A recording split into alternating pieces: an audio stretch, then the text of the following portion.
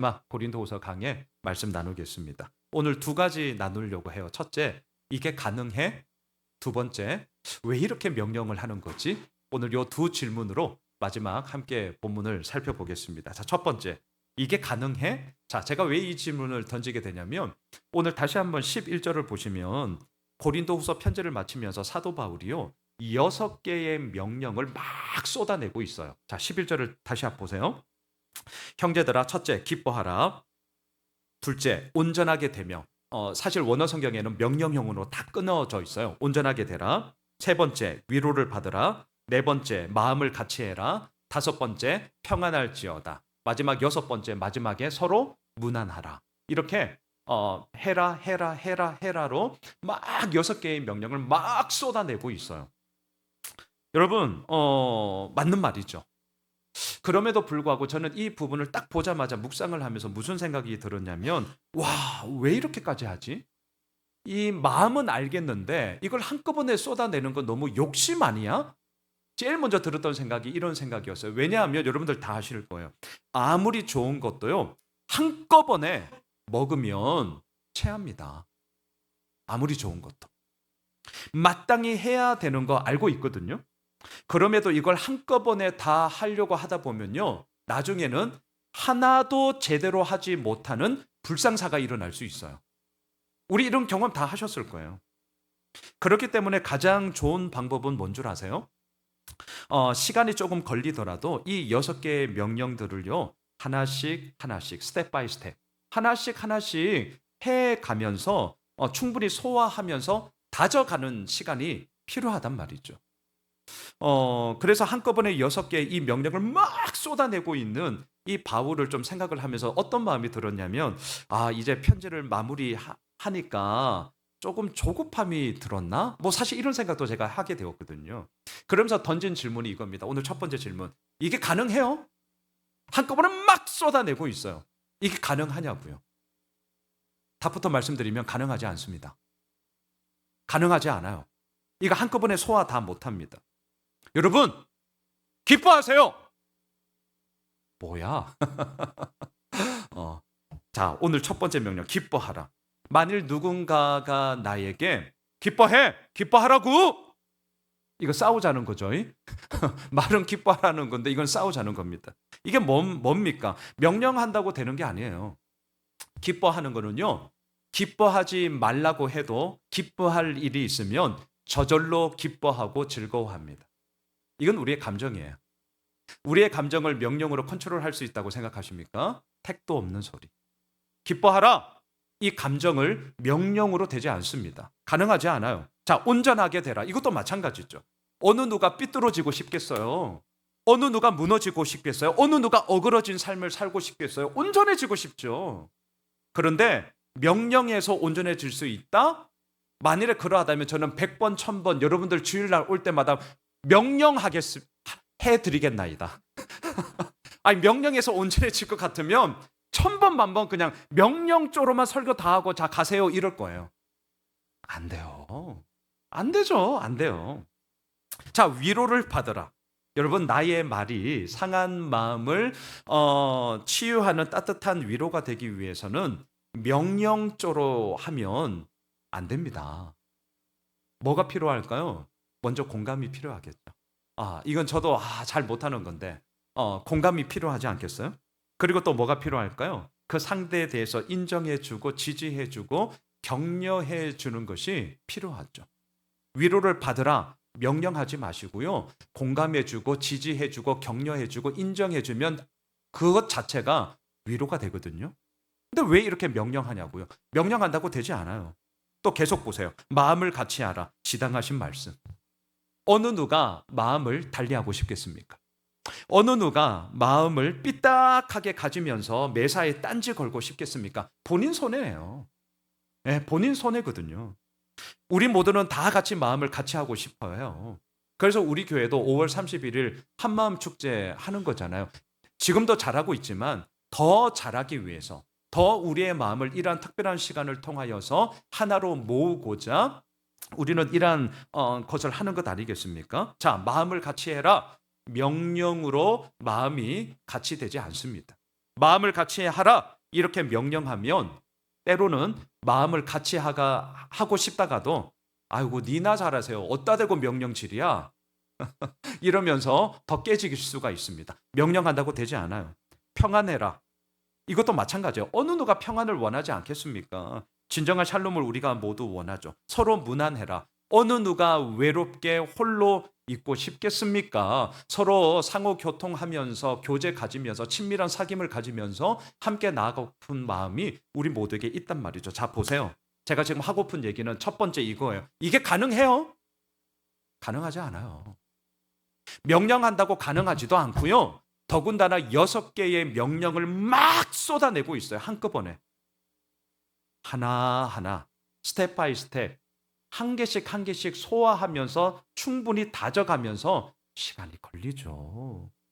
그런데 왜 이렇게 한꺼번에 명령을 쏟아내느냐? 저는 마음에 들지 않았습니다. 이 부분을 묵상하다가 여러분 자막 한번 보세요. 여러분들이 너무나 잘 알고 있는 데살로니가 전서 5장 16절로 18절. 우리 같이 한번 읽으시죠. 시작. 항상 기뻐하라. 쉬지 말고 기도해라. 범사에 감사해라. 이것이 그리스도 예수 안에서 너희를 향하신 하나님의 뜻이니라. 기뻐하라. 이것도 명령인데요. 그러고 싶죠.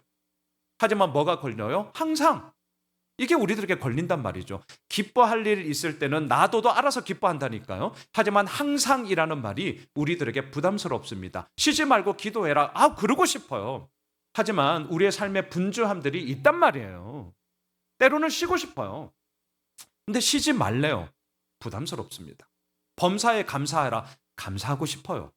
하지만 아시죠?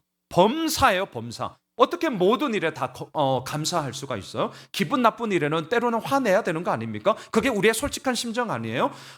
짜증나고 여러 가지 힘든데 그것에 대해서 안 그런 척, 아닌 척, 물론 예의상 그러해야 될 때도 있지만 늘 그렇게 된다면요, 우리 어려워집니다. 마음이 부서져요. 병원 가셔야 돼요. 그거 정상적인 거 아니거든요. 자, 제가 지금 왜 이런 얘기를 하느냐? 명령으로 이것들이 되더냐?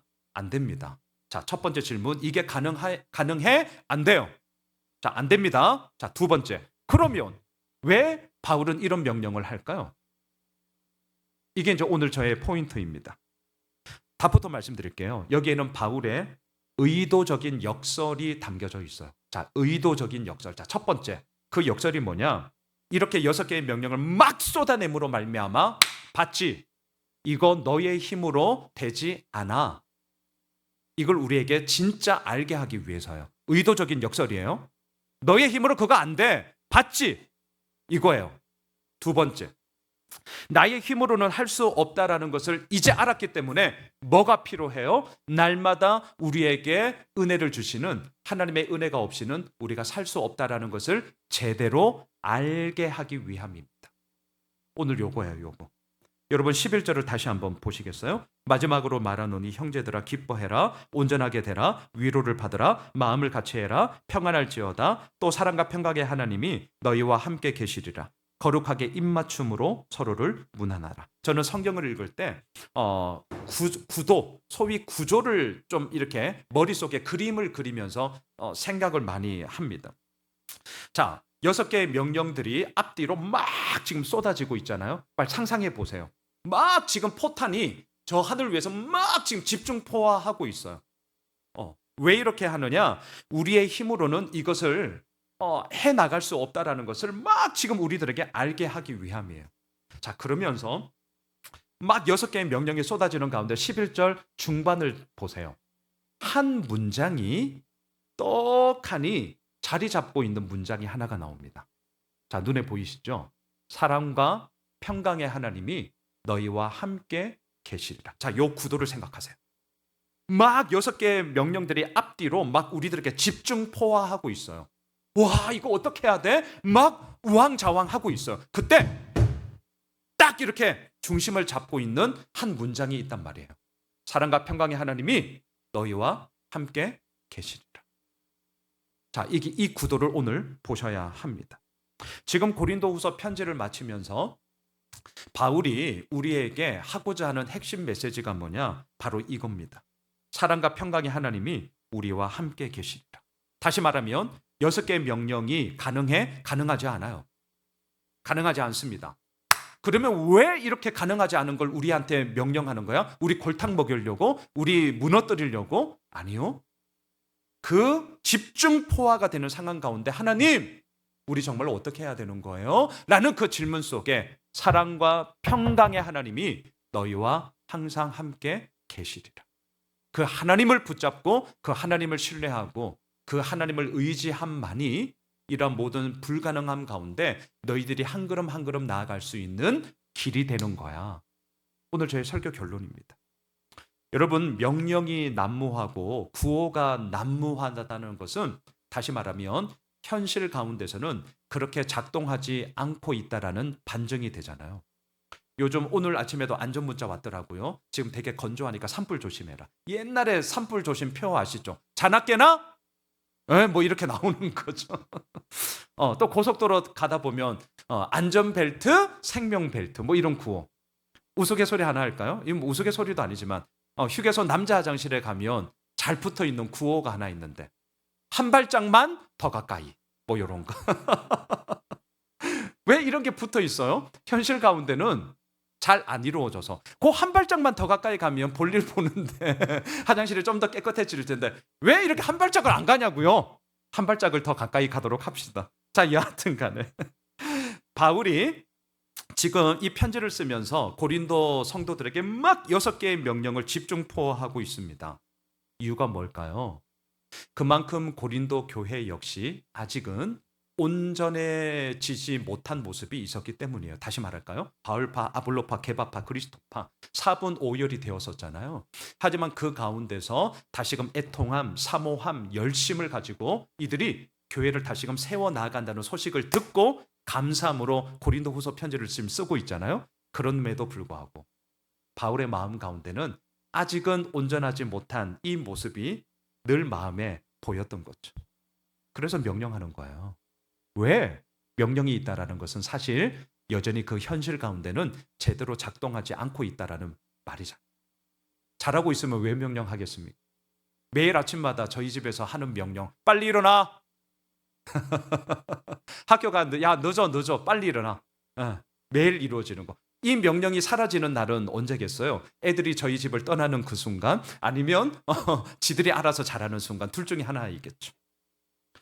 여러분, 온전해져 가는 모습들, 하지만 온전치 못한 그런 모습들, 왜 그렇습니까? 이전에 주고받았던 생채기와 상처들이 여전히 고린도 교회 가운데 있었기 때문이에요. 저는 이 부분 묵상을 하다가 저희들이 지금 목요일 저녁마다 성장반 하고 있는데 그 성장반에서 나누는 내용 가운데 상한 마음의 치유라는 부분이 있거든요. 한번 들어봐 주세요. 교재에 이런 내용이 나와요. 사람은 병들고 파괴된 마음을 가지고 사는 한 하나님과의 관계, 자신과의 관계, 다른 사람과의 관계에 치명적인 손상을 끼치게 됩니다. 문제는 구원을 받아 새 생명을 얻었다고 해서 우리의 상한 마음의 문제들이 보다 중요해요. 자동적으로 해결되지는 않습니다.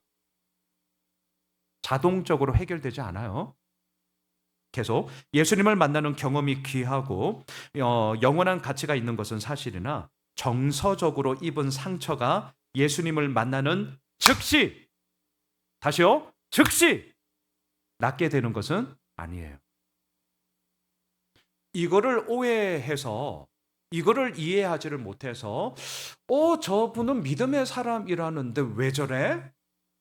이런 건 많습니다. 목사님 저도 똑같습니다. 그분이 위선자이기 때문에 그런 게 아니에요.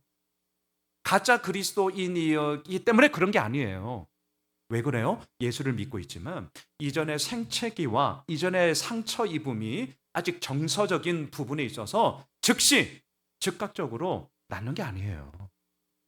자, 이 부분을 오늘 고린도 교회 성도들에게도 적용하겠습니다. 분쟁과 갈등으로 인한 생채기와 상처들이 여전히 있습니다. 사모함, 애통함, 열심을 가지고 교회를 세워나가고 있지만 이 부분들이 여전히 이들에게 있단 말이죠. 그래서 그 얼룩진 상처, 아픔의 흔적, 이것이 바울에게는 보였기 때문에 오늘 명령을 쏟아내고 있습니다. 기뻐해라, 온전하게 되라, 마음을 같이 해라, 서로 위로해라, 또한 평안해라, 무난해라. 여러분, 바울이 이렇게 명령을 쏟아내고 있으면서 또한 한편으로는 자, 나는 명령 다 했으니까 나머지는 너희들이 알아서 해. 이랬냐? 그러질 않았어요. 오늘 이제 결론으로 한번 가볼게요. 이 문제를 진정 해결할 수 있는 답을 오늘 보면 13절에서 제시하고 있습니다. 여러분 13절을 보세요.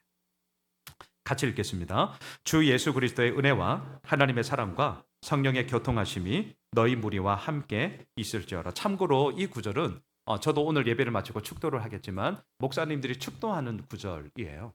축도 구절. 자, 근데 중요한 것은 축도 구절이 중요한 게 아니라 세 단어가 중요합니다. 그리스도의 은혜, 하나님의 사랑, 성령의 교통하심. 이게 가능해? 가능하지 않습니다. 그러면 이것이 어떻게 가능해? 13절이 그것에 대한 답이에요. 저는 이렇게 말씀드릴게요. 사도 바울의 이 마지막 기원하는 13절은요. 단지 머리로서 풀어가는 머리의 언어가 아니라 자신의 삶 가운데 경험한 몸의 언어입니다. 자, 첫째, 그리스도의 은혜. 바울에게 이 말은 자신이 살아가는 존재의 이유, 그리고 앞으로 살아가야 할 존재의 목적이 180도 완전히 달라진 전환점이었습니다. 아시잖아요. 다메섹으로 가던 길에 부활하신 예수님께서 찾아오셨어요. 저는 이 단어 정말 좋아합니다. 찾아오셨어요. 하나님의 관점에서, 예수님의 관점에서 말씀하셔야 돼. 우리의 관점으로 말하니까 우리는 뭐라고 표현해요? 하나님을 만났다, 경험했다 하지만 그건 사실 우리의 관점이고요. 엄밀하게 제가 말씀드릴게요. 정확하게 말씀드릴게요. 부활하신 예수님께서 찾아오신 거죠. 왜? 다메섹으로 가는 길은 뭡니까? 예수 믿는 자들을 박해하고자 간 것 아닙니까? 자, 바울은 알았어요. 예수님이 일방적으로 자신을 찾아오심, 그것은 무엇이었느냐? 바울이 어떠한 조건에 부합한 삶을 살았기 때문에 그것으로 말미암아 얻은 결과, 대가가 아니라 오늘 첫째, 예수 그리스도의 은혜였구나. 몸의 언어예요. 몸의 언어. 그 예수 그리스도의 은혜가 자신의 삶을 완전히 바꾸었다라는 것을 알았기 때문에 아직은 온전하지 못한 고린도 성도들에게 그 은혜가 있어야 온전해진다라는 것을 말하고 있습니다. 두 번째, 하나님의 사랑이에요. 예수 그리스도의 은혜와 사실은 연결되는 단어죠. 어떻게 예수 그리스도의 은혜가 이 사도 바울에게 주어질 수 있었느냐, 찾아오게 되었느냐? 이유는 하나입니다. 하나님의 무조건적인 사랑 아니겠어요? 여러분 자막을 보세요. 그 사랑을 바울은 이렇게 고백하고 있습니다. 함께 읽을까요? 내가 확신하노니 사망이나 생명이나 천사들이나 권세자들이나 현재일이나 장래일이나 능력이나 높음이나 깊음이나 다른 어떤 피조물이라도 우리를 우리 주 그리스도 예수 안에 있는 하나님의 사랑에서 끊을 수 없으리라. 아멘. 이겁니다. 그리스도 예수의 은혜가 자신에게 찾아오심으로 나타났어요. 근데 알게 되었습니다. 사역을 하면 할수록, 여러 많은 일들을 경험하면 경험할수록 어떻게 이러한 은혜가 나에게 주어졌느냐? 하나님의 사랑, 그 사랑으로 말미암아 그 끊을 수 없는 하나님의 사랑이 나를 이끌어 간다는 것을 고백하지 않을 수가 없었던 것이죠. 또한 성령의 교통하심이에요. 바울이 하는 모든 사역의 출발점 그리고 그의 종착점은 성령의 교통하심이었습니다. 여러분 자막 한번 보세요. 사도행전 13장 4절. 두 사람이 성령의 보내심을 받아 실루기아에 내려가 거기서 배 타고 구브로에 가서, 바울과 바나바를 뜻합니다. 이들이 선교사로 이제 헌신하기 시작합니다. 이유가 뭐냐? 성령의 교통하심, 성령의 역사예요. 또 사도행전 20장을 한번 띄워주세요. 보라, 이제 나는 성령에 매여 예루살렘으로 가는데 거기서 무슨 일을 당하는지 알지 못하노라. 오직 성령이 각 성에서 내게 증언하여 결박과 환난이 나를 기다린다 하시나. 요 마지막 24절 함께 읽읍시다. 내가 달려갈 길과 주 예수께 받은 사명 곧 하나님의 은혜의 복음을 증언하는 일에는 마치려 하면은 나의 생명조차 조금 더 귀한 것으로 여기지 아니하노라. 그렇습니다. 바울에게 있어서 이 성령의 매여, 성령의 이끄심, 성령의 교통하심은 자신의 모든 사역의 출발점이자 종착지였어요. 말씀을 정리하겠습니다. 오늘로 고린도후서 강해를 마칩니다. 제가 큐티 할 때 늘 말씀드리는 거 있잖아요. 그날 본문을 보실 때 처음과 마지막을 한번 이렇게 이어보시라고.